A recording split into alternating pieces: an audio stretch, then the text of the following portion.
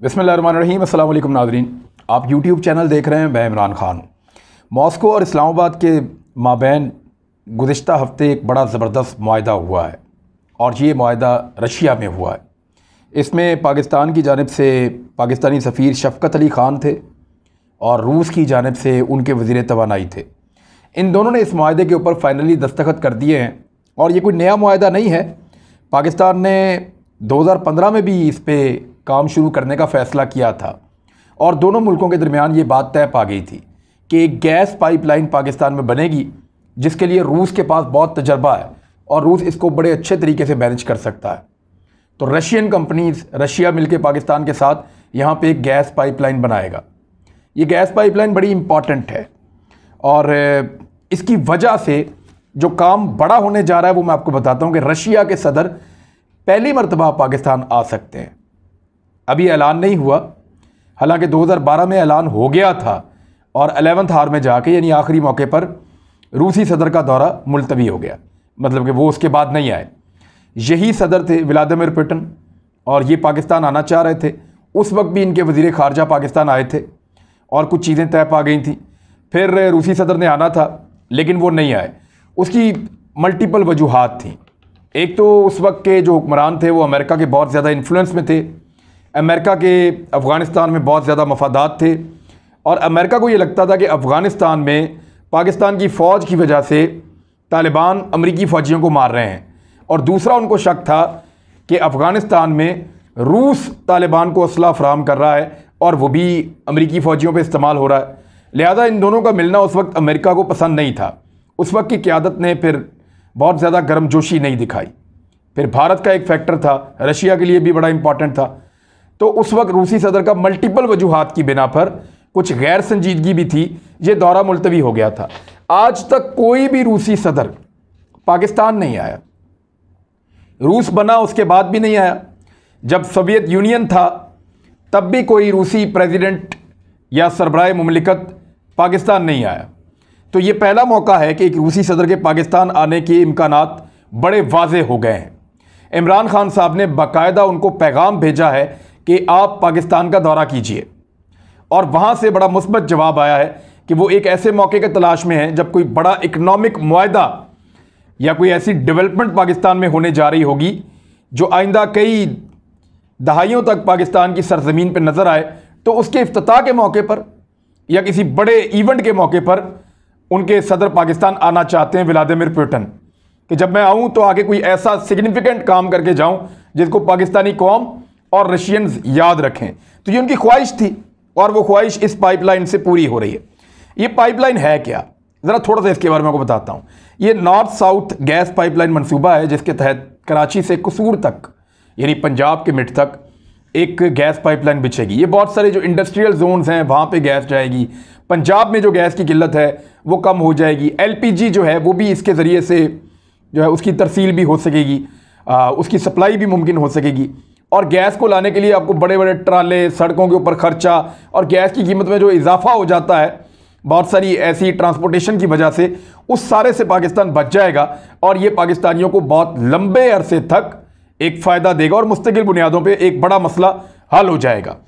इसका जो नाम रखा गया है वो पाकिस्तान स्ट्रीम गैस पाइपलाइन इसको कहा जाता है।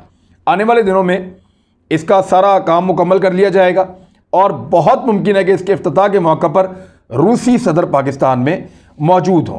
ये पूरे पाकिस्तान को आप समझ सकते हैं कि गैस की एक तरसील का मामला है और पंजाब में और इंडस्ट्री के लिए जो गैस कम हो जाती है वो मामला भी हल हो जाएगा। और कराची के पोर्ट के ऊपर जो गैस पहुंचेगी फ्यूचर में, वो गैस वहाँ से डायरेक्टली बजाय इसके कि कंटेनर्स और इस किस्म की वो बहुत बड़े बड़े ट्रॉलर्स चलते हैं, उनके बजाय उस गैस को इस पाइपलाइन के ज़रिए से इनके मकामात तक पहुँचाया जाएगा पूरे पंजाब में और फिर यहाँ से आगे पूरे पाकिस्तान में उसकी तरसील होगी।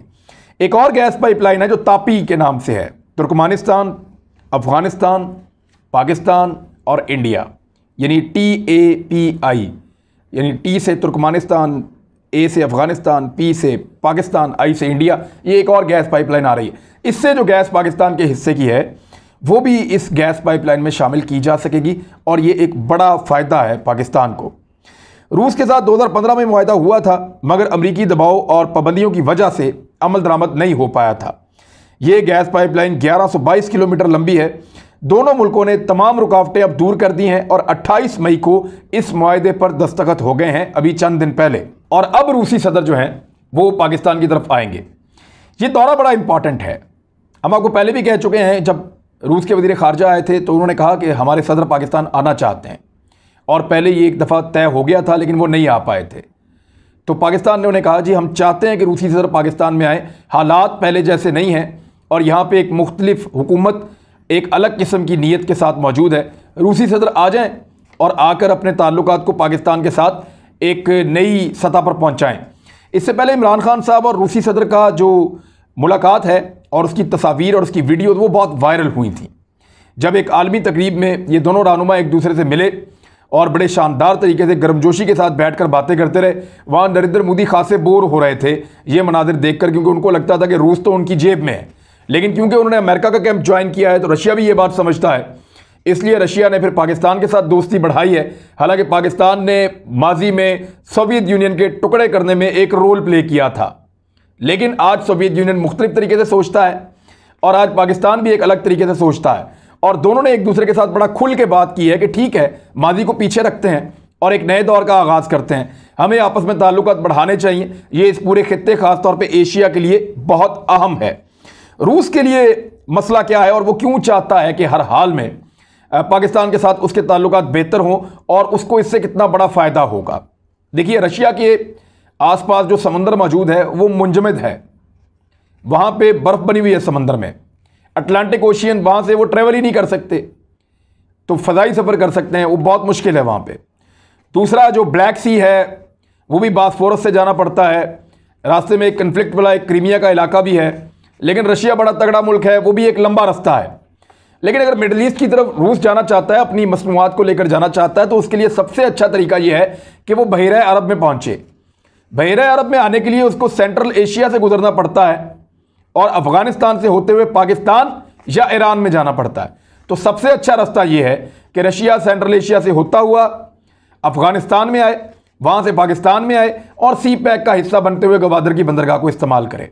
यह है रूस का गर्म पानियों तक आने का पुराना ख्वाब, जिसको पूरा करने के लिए उसने अफ़गानिस्तान पर अटैक भी कर दिया था। लेकिन अब गर्म पानियों पर वो सही तरीके से आ रहा है, जो कानूनी तरीका है।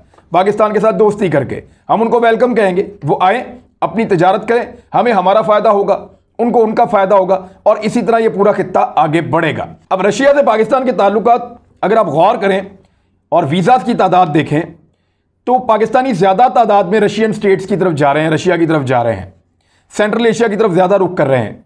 कुछ तजारत भी यहाँ पर शुरू हुई है और लोगों का आना जाना भी ज़्यादा हो गया है, वहाँ के लोग भी ज़्यादा आ रहे हैं, यहाँ के लोग भी ज़्यादा जा रहे हैं, तो ये ताल्लुकात बहुत तेज़ी से बढ़ रहे हैं। रूस ने अपनी फ़ौजें जंगी मशकों के लिए पाकिस्तान भिजवाई हैं, एक दफ़ा नहीं बार बार भिजवाई हैं। पाकिस्तान ने अपनी फ़ौजें जंगी तरबियत के लिए और ट्रेनिंग के लिए, मुश्तरका जंगी मशकों के लिए रूस भिजवाई हैं, बार बार भिजवाई हैं और ताल्लुकात बहुत गहरे होते चले जा रहे हैं गुज़िश्ता चंद सालों से। गुज़िश्ता साल भारत ने रशिया में अपनी फ़ौजें भेजने से इसलिए इनकार कर दिया था क्योंकि वहाँ पे चीन और पाकिस्तान की फ़ौजें थीं और उनके फ़ौजी उनके साथ जंगी मशकें नहीं करना चाहते थे। तो भारत अपने आप को एहतजाजन जब उसने अलग किया तो भारत को ये तवक्को थी कि रूस ये करेगा कि वो कैंसिल कर देगा और भारत के लिए रास्ता निकालेगा। लेकिन रशिया ने भारत को घास नहीं डाली और पाकिस्तान और चीन के साथ और बाकी मुल्कों के साथ मिलकर अपनी जंगी मशकें उन्होंने की हैं। अब जहाँ चीन ने नए रास्ते खोले हैं सी पैक के ज़रिए से, इस पूरे खित्ते को इकट्ठा किया है, जोड़ा है, तरक्की का एक नया बाब लिखने के लिए, ज़्यादा से ज़्यादा सरमायाकारी करके ज़्यादा से ज़्यादा पैसा बनाने के लिए और अपनी मईशत को ख़ास तौर पे और इस खित्ते की मईशत को अमूमन ऊपर लाने के लिए चीन जो है वो नए रास्ते खोल रहा है। वहीं रशिया भी इनसे फ़ायदे उठाना चाहता है और वो भी सेंट्रल एशिया के रास्ते पाकिस्तान की तरफ आना चाह रहा है, सी पैक का हिस्सा बनना चाह रहा है। चीन और रशिया के दरमियान जो तजारत है वो बहुत बड़े पैमाने पर होती है और उन दोनों मुल्कों के ताल्लुकात भी बड़े शानदार हैं। तो वो मुस्तकबिल में इस खित्ते को आगे ले जाने के हवाले से या एशियाई सदी का आगाज़ करने के हवाले से एक बड़ा अहम रोल प्ले कर सकते हैं दोनों मिलकर। अमेरिका इनके हथियारों का मुकाबला तो कर नहीं पा रहा, यानी रूस ये कहता है कि हमारे हथियार अमेरिका से बेहतर हैं, चाइना ये कहता है कि हमारे हथियार अमेरिका से बेहतर हैं, लेकिन दुनिया ये मानती है कि अगर इन दोनों के हथियारों को इकट्ठा किया जाए तो वो तो ज़रूर अमेरिका से बेहतर है। अगर रशिया और चाइना की ताकत को इकट्ठा करें तो अमेरिका और यूरोप की ताकत के हम पल्ला ये सिर्फ 2 मुल्क आ जाते हैं। ये बड़े तगड़े मुल्क हैं दोनों, फौजें इनकी बहुत बड़ी हैं, हथियार इनके पास बड़े जदीद हैं और ये हथियार खुद बनाते भी हैं और दुनिया को बेचते भी हैं।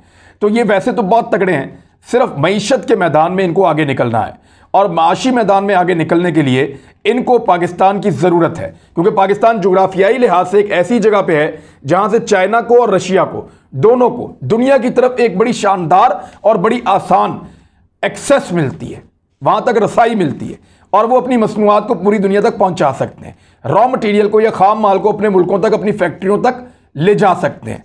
लिहाजा रूस और चीन के लिए पाकिस्तान एक ट्रंप कार्ड है, एक ऐसा इक्का है हुक्म का जिसको इस्तेमाल करके वो अमेरिका और मगरिब को चित कर सकते हैं, उनको शिकस्त दे सकते हैं। लेकिन ये सारी चीज़ें कोई शोर मचा के नहीं हो रही, ये सब कुछ इंतहाई खामोशी से हो रहा है और इस सब में जो अफगानिस्तान का मसला है वो सबसे ज़्यादा हसास और अहम है और यहाँ पाकिस्तान का सबसे बड़ा इम्तिहान है।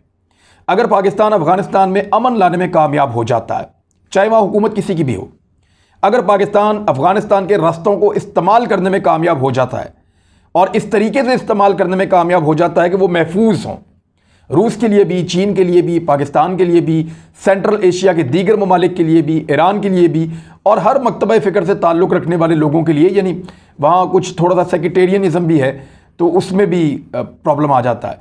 तो अगर अफ़गानिस्तान को महफूज बना पाया, एक ऐसी गुज़रगाह बना पाया जहाँ पे तिजारत हो सके, पाकिस्तान ने अगर इतना कर लिया तो ये पाकिस्तान की एक बहुत बड़ी कामयाबी होगी और यही पाकिस्तान का सबसे बड़ा इम्तिहान है।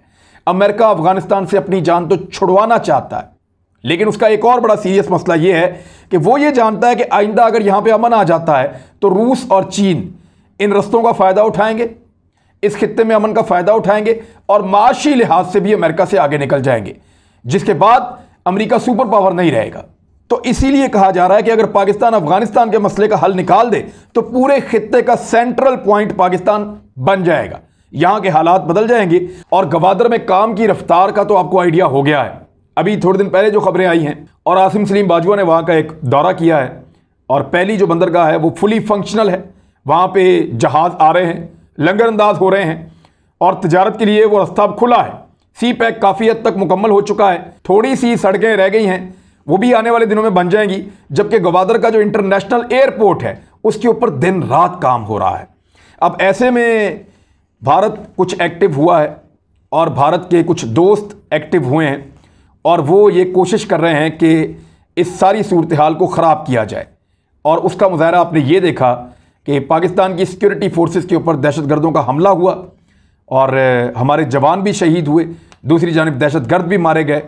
तो ये ऐसा तो होगा और इन चीज़ों का सामना पाकिस्तान को करना पड़ेगा और पाकिस्तान को ज़्यादा विजिलेंट होकर ज़्यादा ज़ोरदार तरीके से दहशतगर्दों को कुचलना पड़ेगा अगर वो यहाँ अमन लाना चाहता है तो, क्योंकि यहाँ अमन आएगा तो गवादर और बलूचिस्तान के लोग तरक्की करेंगे।